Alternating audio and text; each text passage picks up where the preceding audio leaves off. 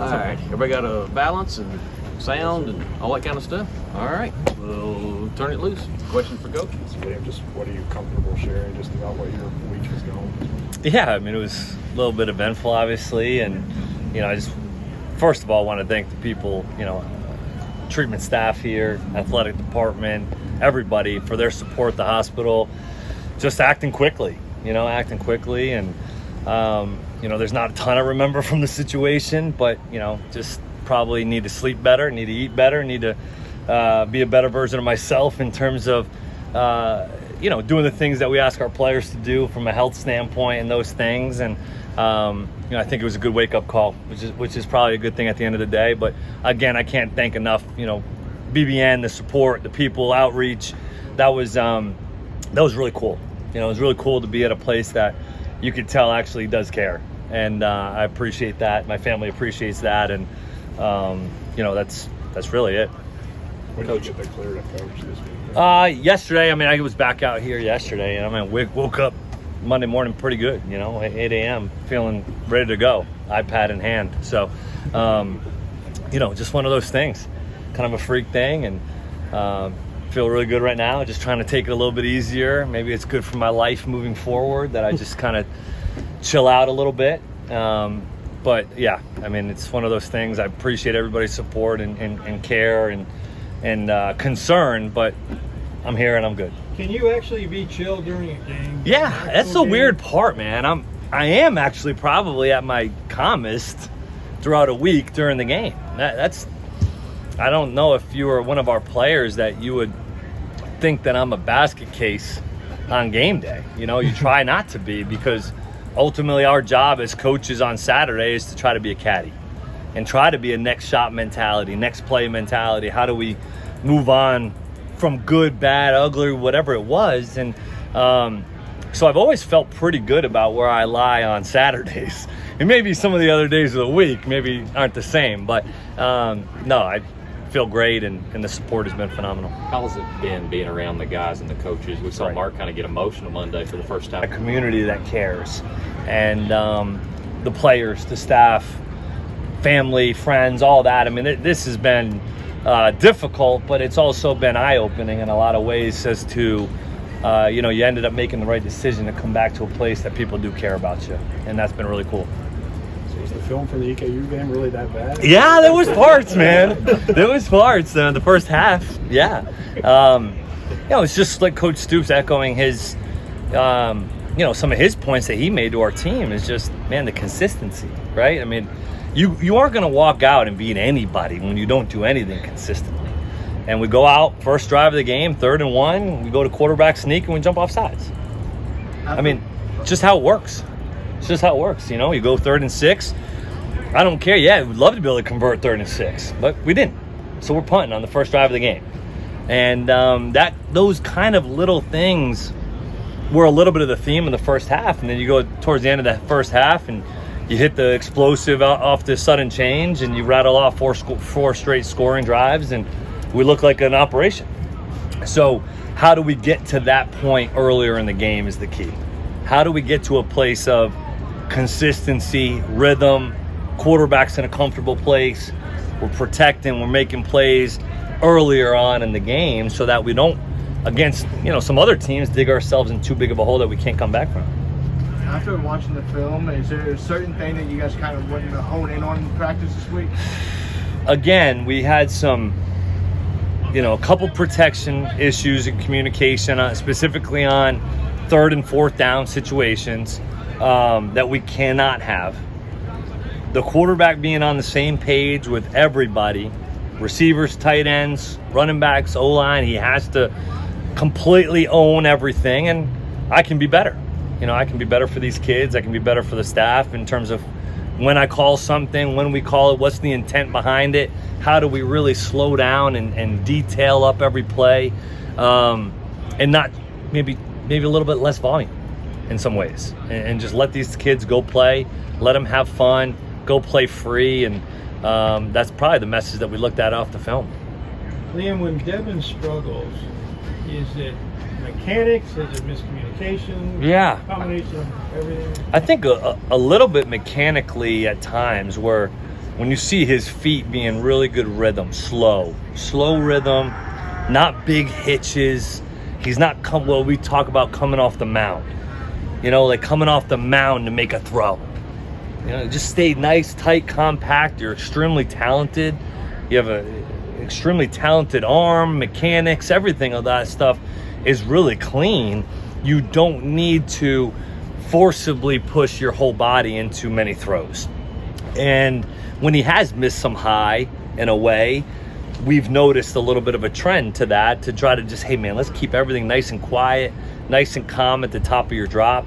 That's going to be a consistent theme that we work on probably throughout the whole season.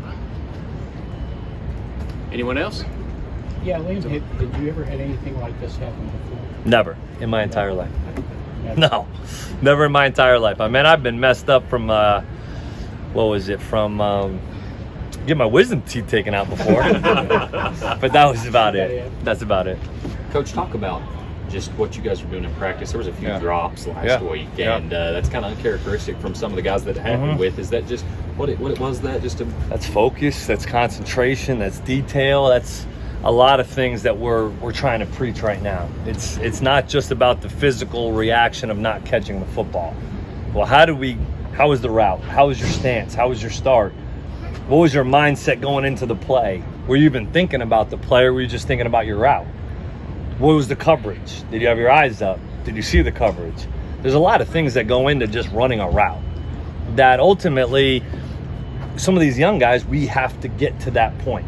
Are we there yet? No, we're not there yet. But that's the point that we'd like to get to, because then we're all on truly the same page from a chemistry standpoint, what we're seeing, how we're seeing the field. And so those things don't happen, you know, because if they happen during the week, they're typically going to show up on Saturday. And that's the message as well of these guys, is it's not going to just happen. You know, if you don't make the play during the week, it was really hard for us to trust that it's going to happen on Saturday. So we need that belief. We need to put that time in, that work in, and the detail in order for us to trust that it's going to show up on Saturday. Liam, Mark talked a little bit on Monday about tempo and that sort of. Yeah, do you man. think when you eliminate some of the mistakes and the self-inflicted stuff, does the operation look faster when? I think it would, you know, when you're not going backwards. And I think that we do need to play with some more tempo. You know, whether it's off an earned first down, be able to go and get it's not even just about, it's about plays at this point. I mean, I didn't probably think that it would hurt us this much in terms of the amount of plays we're able to get off at times, in terms of the clock, the running clock, and things like that. And when you're wasting some possessions early on, well, man, I don't want to just go tempo when we didn't score 4 times in a row when we touched the ball. I'm trying to settle the guys in and ultimately give us a better chance to execute. But I do think that there's a place in time for a little bit more tempo, just to try to let us run more plays. And I think staying in one personnel grouping maybe a little bit longer. You know, we're constantly trying to get people involved, and mixed personnel is almost every play. Well, that also slows down the operation. So we can play with tempo without going no huddle by just staying in a personnel grouping for more than a play at a time and letting the guys settle in, let them play a little bit more within that personnel grouping. That'll also allow us to get more comfortable and play with a little bit more tempo. Liam, this is your last non-conference game before you start. Last question. Obviously. Is there an added level of importance to this one to get things cleaned up this week? Yeah, I think so. I mean, I think there's definitely a little bit more of a sense of urgency. You know, we'd like to be able to get some of the early miscues and early mishaps and whatever it is out of the way. Is it going to just go away? I can't say that. I remember 2 years ago we go out, beat ULM, play a great game against Missouri, and then almost lose to Chattanooga. So I don't know if it ever truly goes away, but it's a week by week deal that we cannot allow to remain consistent. Will it creep up at some point? I don't know. But I do believe that we have the kids, the right mentality, the right kids in this locker room that aren't going to allow it to become a habit. Okay, folks, thank you very much. Thank you, guys. Practice well, we execute well. You know, Coach Coen always says process over results. So let's make sure we do our little things right, and we'll handle what we got to handle on Saturday. How good did it feel to come out and have the game you had last Saturday? It felt good, you know, being able to help my team win. You know, when opportunities came my way, I made the plays, and I was glad I could do those things.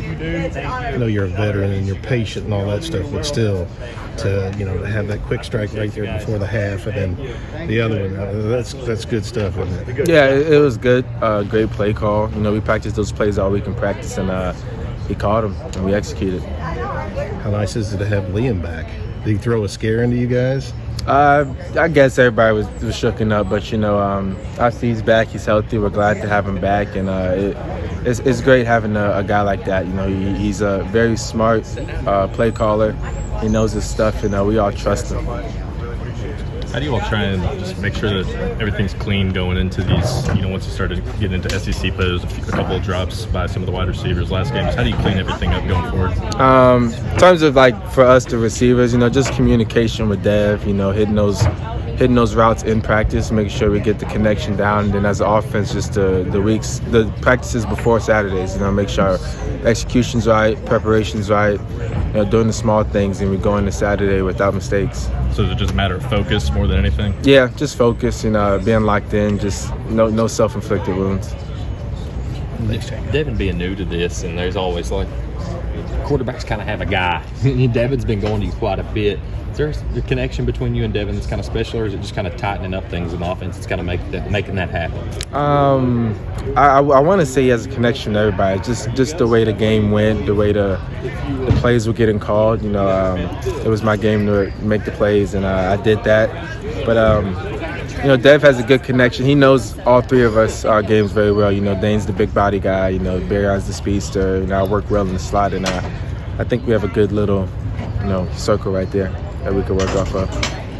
When you talk about that big play that happened over the top there, when you kind of beat the receiver on the edge there, and kind of go through that play with us. Coach Stoops really talked about it in that Monday presser. When did you know that ball was getting ready to come there? I didn't know until I saw the ball in the air, actually. The way the play worked out, they gave us the coverage where Dane was supposed to be the open receiver, and he was open, but Dev took a shot before half and we scored. So, it's cool. What's some things you guys got to do to get those first half cleans up? It seems like it's been big second halves in both games.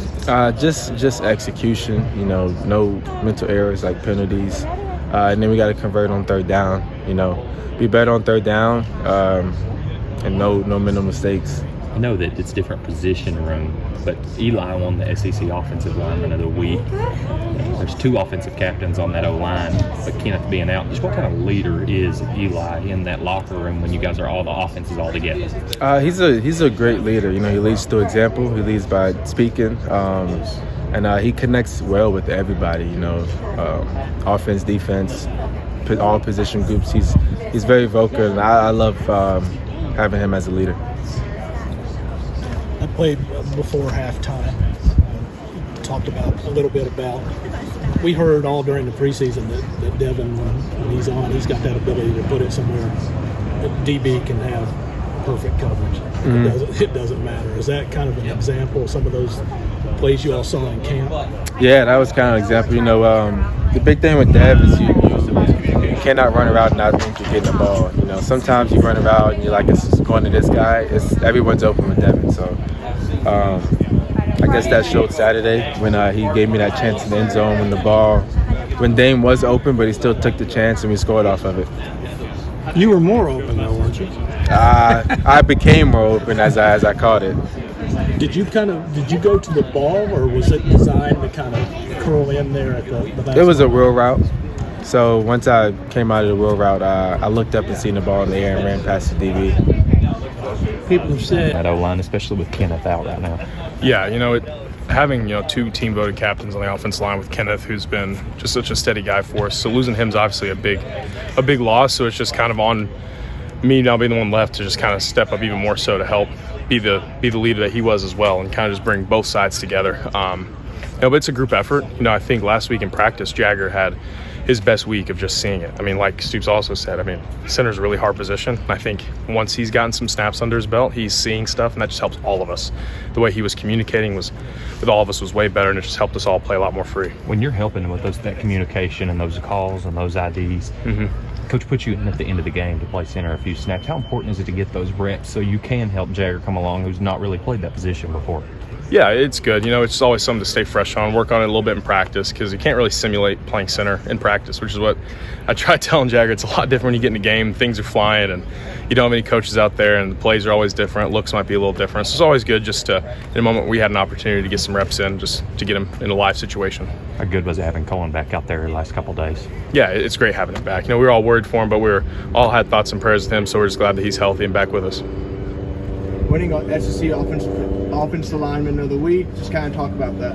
Yeah, it's a cool honor. I think it just speaks to the way our offensive line played as a whole, because they don't give those out for anyone that team didn't win. So obviously it was good to have all of us on the same page, all of us playing together, because it's not just one guy with the offensive line. It takes all 5 of us. So it just speaks to any one of us 5 winning it. I think that just speaks to how the offensive line as a whole played that week. How many times have you heard the term clean in the first couple of weeks in your film review from the coaches every day? What was that, the word clean? Clean. Oh, I think it's just trying to clean things up with the details is something we're always trying to harp on, you know, because no rep's always going to be perfect. I mean, there's a lot that goes into it with the way the defensive looks. What's their alignment? Is there a blitz? What's our idea? What's the ID on this defense? What are we trying to accomplish with the play? Where was our hat placement, our hand placement? There's so many details that you can't really name them all with just one play every time we snap the ball. So there's always just trying to emphasize, just kind of like Coen says all the time, the process over the results. Like, even if it's a negative 2-yard run or an 80-yard run, like, did we do it the right way to get to that result? So we're always just trying to clean up those details. Is there a sense that there's just a play here or a play there from keeping you guys from maximizing that talent over there? Yeah, and I think it's led to a certain level of frustration just within the offensive group. I mean, we're always this close. We're always that close, and so we're just always trying to bring it along. So don't let yourself be that guy that's that one play away. So we're all firing on all cylinders. So because it takes all 11. You know, if one guy busts a route or one guy busts, I mean, Barryon could run the best route and it could be the best throw, but if we have a mix-up in protection with us in the back, then what does it matter? So it's just always being on the same page and working on that stuff. You guys have started